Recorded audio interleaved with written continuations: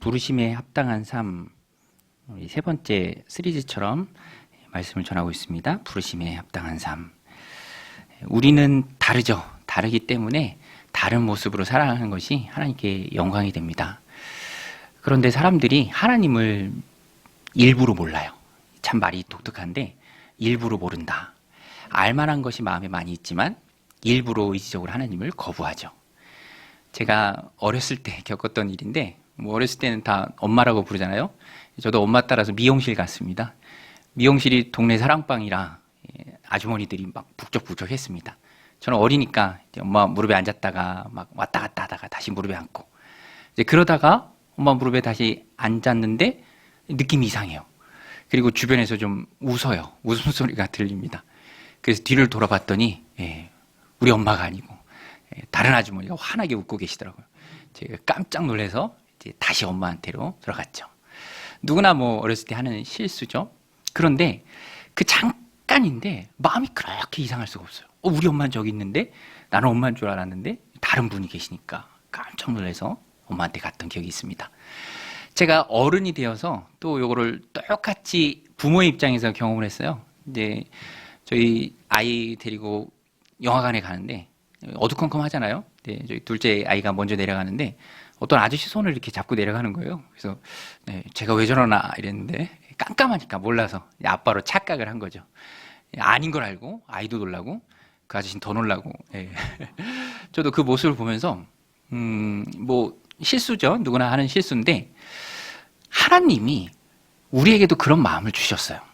부모를 알아보는 마음, 영적인 부모를 알아보는 마음, 피조물인 우리가 창조주 하나님을 알아보는 마음, 하나님 주신 마음입니다.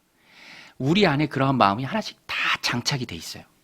우리 자동차 사면 순정으로 달려서 나오는 거 있잖아요. 우리도 하나님 우리를 만드셨을 때 창조주 하나님을 기억하실 수 있도록 그 능력을 내재해 주셨습니다. 그런데 그것을 사람들이 거부합니다. 그것을 거부하는 거예요. 그래서 오늘 본문에서는 핑계할 수 없다라고 말합니다. 핑계할 수 없다. 우리 19절, 20절 말씀인데 같이 한번 읽겠습니다. 시작. 이는 하나님을 알만한 것이 그들 속에 보임이라. 하나님께서 이를 그들에게 보이셨느니라.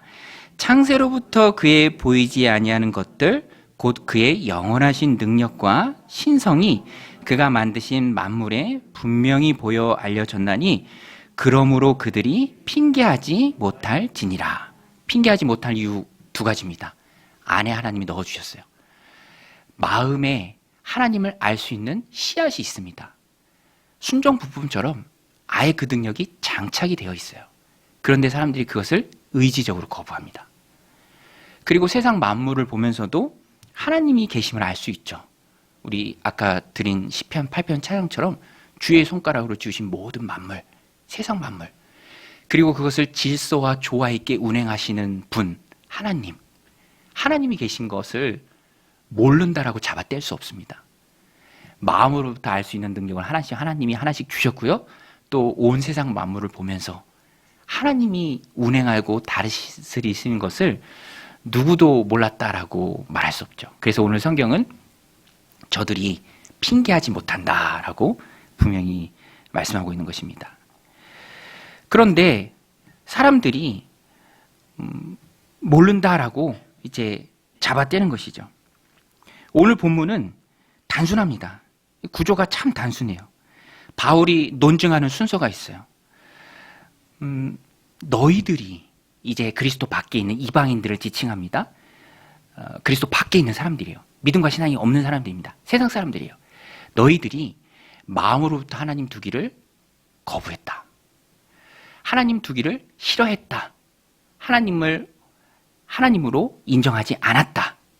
그러면 하나님 두기를 싫어했던 그들에 대한 하나님의 반응은 무엇입니까? 하나님이 어떻게 반응하시죠? 이 부분이 참 놀라워요. 하나님께서 너희가 나를 하나님으로 인정하지 않아? 너희 스스로 하나님 되길 원하니? 그래, 그럼 잘해보렴. 이렇게 하세요. 내버려 두십니다. 그것을 신학적으로 하나님의 육이다라고 말해요. 하나님 그냥 내버려 두세요. 그래, 하나님 노릇 잘하면서 한번 너희가 살아봐라. 하나님의 버림을 받은 사람들은 또 어떻게 될까? 그때부터 부패하기 시작합니다.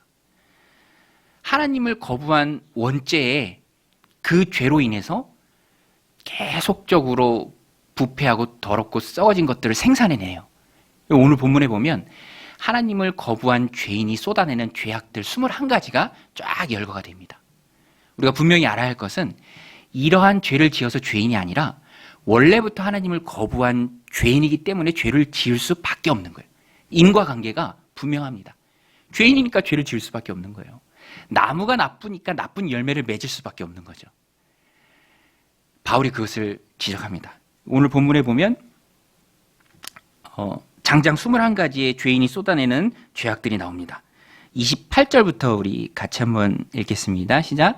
또한 그들이 마음에 하나님 두기를 싫어하며 하나님께서 그들을 그 상실한 마음대로 내버려 두사 합당하지 못한 일을 하게 하셨으니 곧 모든 불의, 추악, 탐욕, 악의가 가득한 자요, 시기, 살인, 분쟁, 사기, 악독이 가득한 자요, 수군수군하는 자요, 비방하는 자요, 하나님께서 미워하시는 자요, 능욕하는 자요, 교만한 자요, 자랑하는 자요, 악을 도모하는 자요, 부모를 거역하는 자요, 우매한 자요, 배약하는 자요, 무장한 자요, 무자비한 자라. 이런 죄를 지어서 죄인이 아니라 원래부터 그 마음에 하나님 두기를 싫어하고 자신의 욕심을 따라 살고 창조주 하나님을 인정하지 않는 죄를 범하는 죄인이었기 때문에 이런 더러운 죄들을 쏟아낸다라는 거예요. 여러분 보세요. 어항 속에 물고기도요, 생명이 있을 때는 살아서 헤엄칩니다. 한 달이고 두 달이고 몇 년씩 살아서 헤엄을 쳐요. 그러나 그 물고기에서 생명이 떠나면 그때부터 부패가 시작되는 거죠. 썩어집니다. 더러워져요. 하나님을 떠난 인생, 생명 없는 인생이고요, 죄인입니다. 이런 죄를 쏟아낼 수밖에 없죠. 그런데 우리가 여기서 한 가지 주목해야 할 것은 왜 바울이 읽기에도 버거운 21가지 죄악들을 열거하면서 이렇게 무거운 주제로 편지의 서두를 시작하는가? 사실 지난주까지 인사말이었죠. 인사말 마치고 바로 시작하는 것이 바로 이 죄의 문제입니다. 여러분, 바울이 지금 왜 이런 이야기를 하고 있는 것입니까? 그 목적은 분명해요. 말씀을 통해서 우리의 상태를 알아야 된다라는 거예요. 하나님을 떠난 인간이 얼마나 죄로 인해서 비참해지고 스스로 구원할 수 없는 처참한 상태에 있는가, 전적인 타락의 상태에 있는가, 그것을 알고 인정해야 그 다음 단계로 넘어갈 수 있어요. 죄인인 걸 인정하고 내 죄를 고백하고 내 스스로 나를 구원할 수 없다는 것을 인정할 때 비로소 그리스도의 보혈의 피가 필요한 존재가 되는 것이죠. 그래서 언제나 성경은 죄를 묵과하지 않습니다. 죄를 드러내요. 그리고 해결 방안을 제시합니다. 오늘 바울도 죄된 인간의 비참하고 처참한 모습을 있는 그대로 드러내면서 말씀을 통해서 오늘 우리의 삶 가운데 그런 죄악적인 요소가 없는지 돌아보라, 진단하라. 명확한 진단이 있을 때 적절한 치료가 이루어지는 것이죠. 그래서 바울이 시작한 죄의 문제는, 이런 죄된 상태를 드러내는 것은 매우 적절한 순서입니다. 딱 맞아요. 그래서 오늘 우리도 이 말씀을 통해서 우리 스스로를 진단할 수 있어야 돼요. 얼마나 그리스도 밖에 있는 삶이 비참한 상태인가.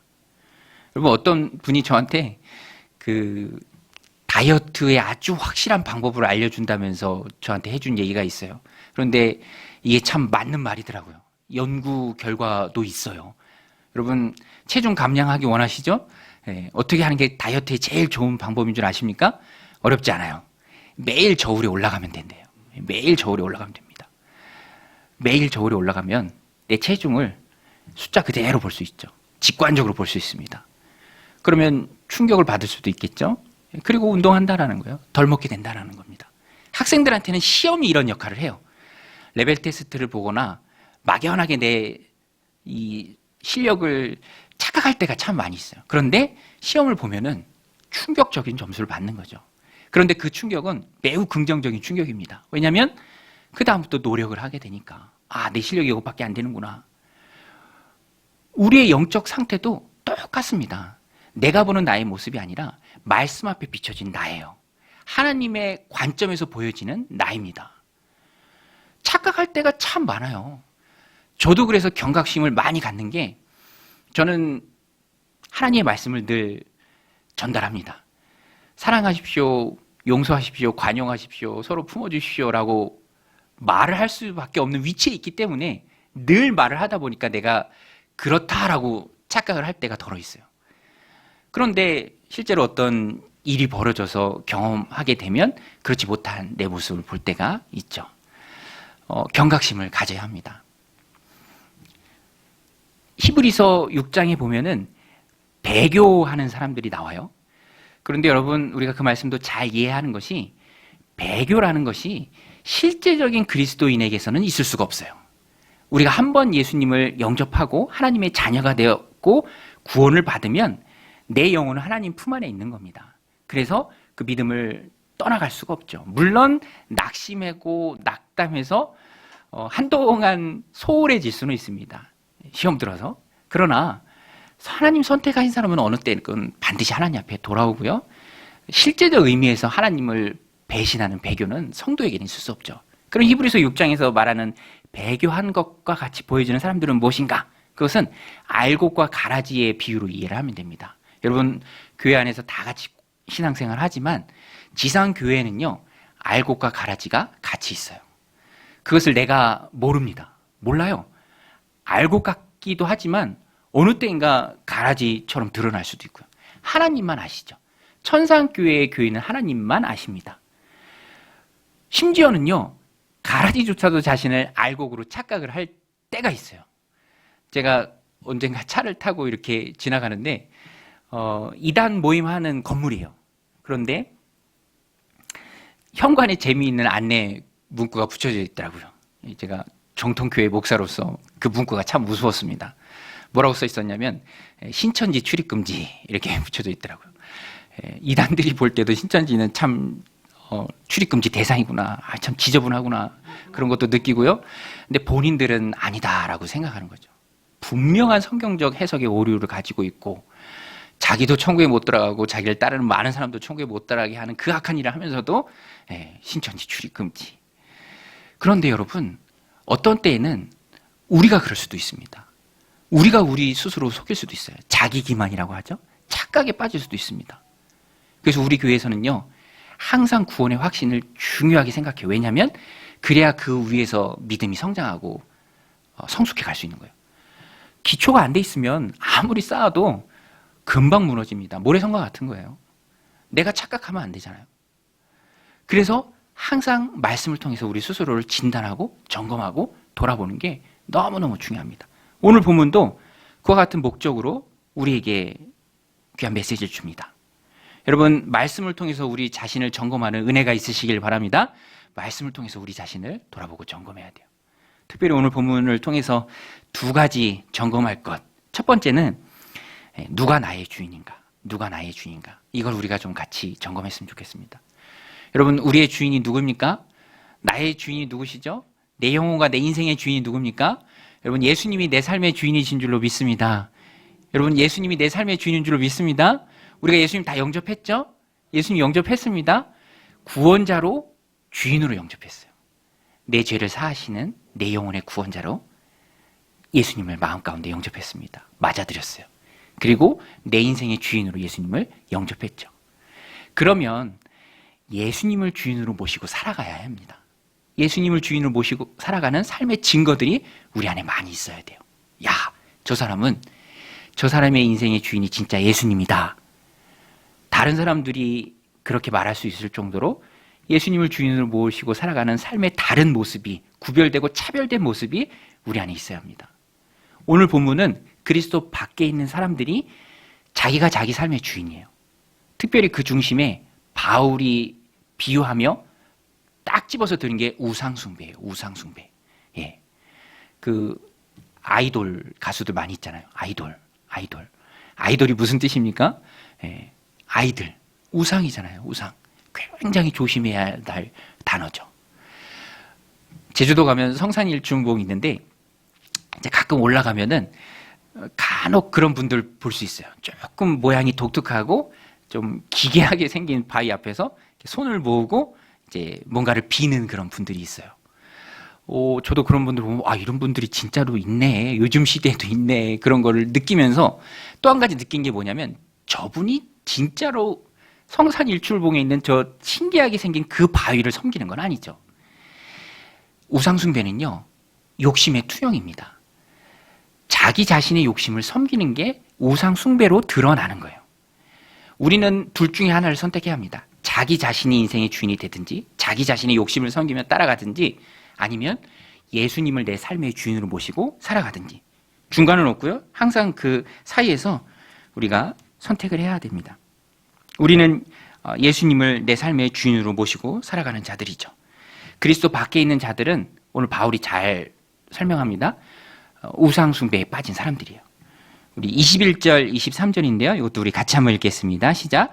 하나님을 알되 하나님을 영화롭게도 아니하며 감사하지도 아니하고 오히려 그 생각이 허망하여지며 미련한 마음이 어두워졌나니 스스로 지혜 있다 하나 어리석게 되어 썩어지지 아니하는 하나님의 영광을 썩어질 사람과 새와 짐승과 기어다니는 동물 모양의 우상으로 바꾸었느니라.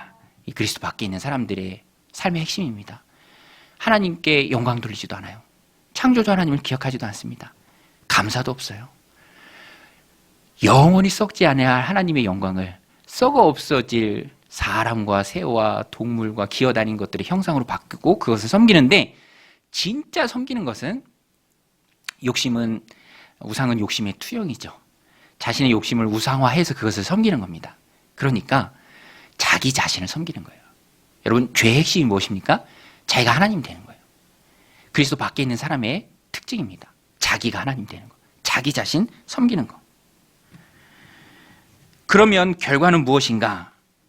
아까 말씀드린 것처럼 하나님 내버려 두세요. 네가 하나님 되겠다고? 그래, 그럼 잘해보렴. 내버려 두세요. 하나님의 육입니다. 오늘 본문에도 26절, 28절 반복해서 등장합니다. 내가 날 인정하지 않고 떠나서 네 마음대로 살고 싶다고? 오케이 하십니다. 하나님이. 그래. 그러면 그때부터 심판과 저주 아래 놓여요. 여러분, 하나님의 가장 무서운 심판이 뭔지 아십니까? 하나님의 가장 무서운 심판은 내버려 두는 거예요. 내버려 두는 거예요. 그러면 이 세상이 전부인 줄 알고 세상에서 행복하고자 노력하다가 하나님 안 계신 곳으로 가는 거죠. 내 자식이라 잘못하면 회초리라도 들면서 바른 길로 돌아오도록 하는 차라리 하나님의 징계가 그리스도인들에게 축복인 것처럼 하나님의 유기는 버려둠은 가장 큰 심판이요 저주죠. 그래서 C.S. 루이스는 그렇게 말했습니다. 유기를 가리켜 무시무시한 자유다. 무시무시한 자유다. 여러분, 말 안 듣는 자녀가 잘못된 길을 갈 때 사랑하는 마음의 부모가 훈계도 하고 꾸중도 하고 안 되면 회초리라도 들면서 바른 길로 데려오려고 합니다. 그때 그래도 말을 안 들으면 부모가 그래, 그럼 네 마음대로 해, 네 멋대로 해. 그러면 그게 자유인가요? 아니죠. 오늘 우리도 똑같습니다.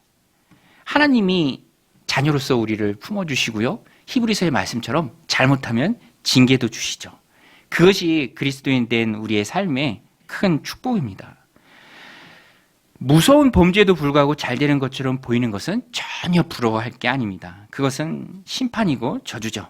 하나님께 버림받은 사람들은 지금도 하는 일이 너무 잘 돼서 자신의 창조자를 기억할 시간, 예배할 시간조차 없죠. 그렇게 정신없이 세상을 살아가다가 하나님 안 계신 곳으로 가니 그보다 더 큰 심판이 어디 있겠습니까? 그것이 바로 하나님의 육이죠. 물론 예수님을 영접한 하나님의 자녀든 오늘 저와 여러분은 예수님을 영접했다면 하나님의 자녀가 되었기에 절대로 유기된 사람이 아닙니다. 오히려 선택받은 자들이죠. 여러분, 오늘 저와 여러분은 선택받은 자인 줄로 믿습니다. 하나님의 자녀인 줄로 믿습니다. 그래서 분명한 정체성을 가지고 나의 주인이 누구인가 점검해야 됩니다. 하나님 자녀임에도 불구하고 세상의 욕심을 따라 우상을 섬기는 사람들과 같은 삶의 모습이, 그러한 요소가 내 삶에는 없는지, 나는 지금 주님을 주인으로 잘 믿고 따르고 섬기고 있는지. 예수님도 말씀하셨잖아요. 야, 너희들 좀 이상하지 않느냐. 너희들이 나한테 주여 주여 하면서 입으로는 주여 주여 하는데 너희들 삶에서는 왜 내 말을 따르지 않느냐, 순종하지 않느냐. 입으로 주여 주여 하는 자가 아니라 하나님의 뜻에 따라 사는 자가 바로 주님을 모신 자들이다. 오늘의 우리의 삶도 그래야 합니다. 선택받은 하나님의 백성이기에 주님을 주인으로 모시고 살아야 합니다. 오늘이 주일이고 한 주를 시작할 때 세상과 주인 되신 주님 사이에서 세상 등지고 항상 주인 되신 주님만 따르는, 주님을 주인으로 모시는 삶의 증거들이 많은 저와 여러분들의 삶이 되시기를 주님의 이름으로 간절히 축원드립니다. 또 한 가지 오늘 본문에서 우리에게 주는 중요한 메시지는 세상의 쾌락과 영향력에 대해서 내가 어떻게 반응하는가요? 세상의 쾌락과 세상이 우리에게 영향력을 끼치는데 거기에 대해서 우리가 그것을 잘 배격하고 하나님 백성의 정체성을 가지고 살아가는지 우리가 말씀을 통해서 점검해야 합니다. 오늘 말씀에 보면 인간으로부터 나오는 모든 악한 죄의 목록들이 29절부터 30일까지 쭉 열거되었습니다. 물론 이것보다 훨씬 많겠죠. 대표적인 것을 바울이 열거합니다. 그런데 그 다음 부분에 재미있는 표현이 있어요. 32절에 가서 보면 우리 32절 같이 한번 읽겠습니다. 시작. 그들이 이 같은 일을 행하는 자는 사형에 해당한다고 하나님께서 정하심을 알고도 자기들만 행할 뿐 아니라 또한 그런 일을 행하는 자들을 옳다 하느니라. 이거예요. 그들은 다 압니다. 이런 일들을 행하는 자는 사형에 해당한다고 하나님께서 정해놓으신 것을 알아요. 양심이 있어요. 아무리 타락한 사람이라 할지라도 근본적인 하나님 주신 본능적 양심이 있어서 나쁘다라는 것을 알죠. 알면 변화되고 회개하고 돌이켜야 되는데 그렇게 하는 것이 아니라 오히려 어떻게 합니까? 자기들만 행할 뿐 아니라 또한 그런 일 행하는 자들을 어떻게 하죠? 옳다 하느니라. 옳다고 해요. 부축입니다. 이게 바로 세상이 주는 악한 영향력이에요. 세상은 다 같이 나쁜 일 하면 그 다수에서 안정감을 누려요. 너도 하고 나도 하고. 세상이 다 그러니까 괜찮아. 너도 한번 해봐. 이런 악한 영향력을 우리에게 행사합니다. 알고도 두둔하죠. 그 중심에 바울이 예로 든 것이 바로 동성애예요. 26절, 27절에 남녀 구분 없이 나옵니다. 이것도 우리 같이 한번 읽겠습니다. 시작. 이 때문에 하나님께서 그들을 부끄러운 욕심에 내버려 두셨으니 곧 그들의 여자들도 순리대로 쓸 것을 바꾸어 영리로 쓰며 그와 같이 남자들도 순리대로 여자 쓰기를 버리고 서로 향하여 음욕이 부릴 듯하며 남자가 남자와 더불어 부끄러운 일을 행하여 그들의 그릇 때문에 상당한 보응을 그들 자신이 받았느니라. 동성애는 하나님께서 분명히 죄라고 말씀하십니다. 그런데 세상은 그렇지 않죠. 제가 전에 교회에서 중등부 담당할 때 한 번은 설교 중에 동성애가 죄다라고 말하니까 아이들 눈이 토끼 눈이 되더라고요. 학교에서는 들은 적이 없었던 거예요. 뭐 어디서 그런 말을 듣겠습니까? 세상은 성적 소수자다라고 말하죠. 틀린 게 아니다. 그것은 다를 뿐이다라고 말합니다. 그런데 구약뿐만 아니라 오늘 신약에서도 바울은 분명히 동성애가 죄라고 말합니다. 성경을 바꿀 수는 없죠. 세상은 자꾸만 우리에게 영향력을 주어요. 중독되게 하고요. 다르게 생각하게 합니다. 같아지라고 말합니다. 두둔합니다. 괜찮으니 한번 해보라고 압박합니다. 남들 다 하는데 너만 안 하면 왕따 당한다라고 말하죠. 그래서 오늘 우리는 이 땅을 살아가면서 분명 하나님의 말씀을 마음에 품고 세상을 향해서 어떤 때는 잘못된 건 잘못됐다라고 분명히 말할 수 있어야 돼요. 그렇지 않으면 동조하는 것이고요. 소극적인 동조죠. 그리고 같아지는 것입니다. 제가 전에 봤던 영화 중에 제 인생에 가장 최악의 영화가 몇 개 있는데 그 중에 하나예요. 보셨을 수도 있습니다. 예전에 나왔던 영화인데 아내가 결혼했다. 제 아내랑 같이 봤어요. 예. 근데 영화를 보니까 진짜 아내가 결혼을 해요. 예. 그런데 더 답답하고 힘들었던 거는 주변 사람들이 그냥 다 웃으면서 봅니다. 거기에 대해서 그 후에도 언론이나 어디에서도 문제 제기를 하는 것은 없어요.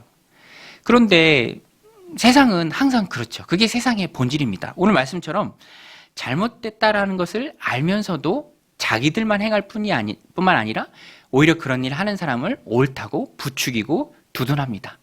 잘못된 영향력을 자꾸만 주는 것이 바로 세상이죠.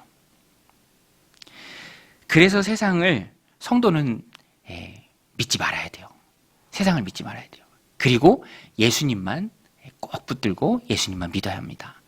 우리 한번 따라서 보겠습니다. 예수님만 꼭 붙들자. 세상은 거짓말하고요, 회피합니다. 중심은 자기의 이익이에요. 그래서 이용합니다. 세상은 절대로 믿을 만한 대상이 못 돼요. 잘못된 것을 두둔하고 옳다라고 얘기합니다. 그리고 그것을 영향력으로 우리에게 자꾸만 부추기죠. 그래서 우리는 세상을 따르지 않고 세상의 영향력에 흡수되지 않고 주님만을 꼭 붙들어야 합니다. 주님께 맡겨야 하고요, 주님만 믿고 나아가야 합니다. 주님만 신뢰해야 합니다. 세상 한 번 살지 두 번 삽니까? 라는 말이 있죠. 여러분, 세상 한 번 살지 두 번 삽니까? 세상 한 번 삽니다. 한 번 사는 세상, 한 번 살기 때문에 우리는 세상을 붙들면 안 되고요, 주님을 붙들어야 합니다. 지난주에 제 친한 친구 어머니가 돌아가셔서 장례식장 다녀왔는데, 항상 장례식장 다녀오면 그런 마음 깊은 생각들이 있어요. 장례식장 다녀와서 그 친구 어머니가 저희 어머니랑 연세가 같으세요. 일찍 돌아가셨죠. 한 3개월 정도 호스피스 병동에 있다가 장례식장 가서 또 친구 위로하고 돌아와서 아내랑 얘기하는데, 사람이 세상을 한 번 살죠. 이것은 신자와 불신자를 가리지 않고 동일한 명제입니다. 사실인 명제예요. 그런데 이 인류 보편의 명제 앞에 신자와 불신자는 전혀 다르게 반응해요. 세상 사람들은 한 번 사는 거기 때문에 어찌됐든 이 세상을 더 잘 즐겨야 된다. 욜로를 외치죠. You only live once. 한 번 사니까 더 많이 즐겨야 되고, 더 많이 누려야 되고, 뭐 어차피 죽으면 썩을 몸, 뭘 아끼냐, 마음대로 굴리죠. 그런데 성도는 다릅니다. 성도는 이 세상이 전부가 아니죠. 한 번 죽이는 삶이기 때문에, 한 번 살 수 있는 기회이기 때문에 그 삶을 더 하나님을 위해서 살아요. 천국을 준비하는 삶으로 삽니다. 여러분, 세상이 전부가 아닌 줄로 믿습니다. 이 세상은 천국을 준비하는 삶이죠. 그게 성도와 불신자의 차이점이에요. 그것이 다른 것입니다.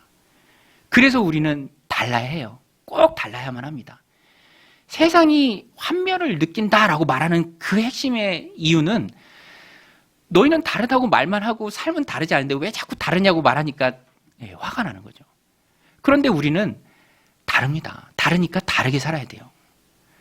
세상이 영원한 것이 아니고요, 천국을 준비하면서 한 번 사는 그 기회에 주를 위해 충성하며 살아야 합니다. 제가 좋아하는 유튜버가 있는데, 그분이 의사분이에요. 젊은 분인데 항상 통찰력 있게 말을 해요. 진솔하게 말을 합니다. 그러니까 이제 많은 사람들이 영향력을 받고 이제 좋다라고 얘기하고 구독자도 많고. 그런데 분명한 한계가 있어요. 이분이 예수님 믿는 분은 아닌 것 같아요.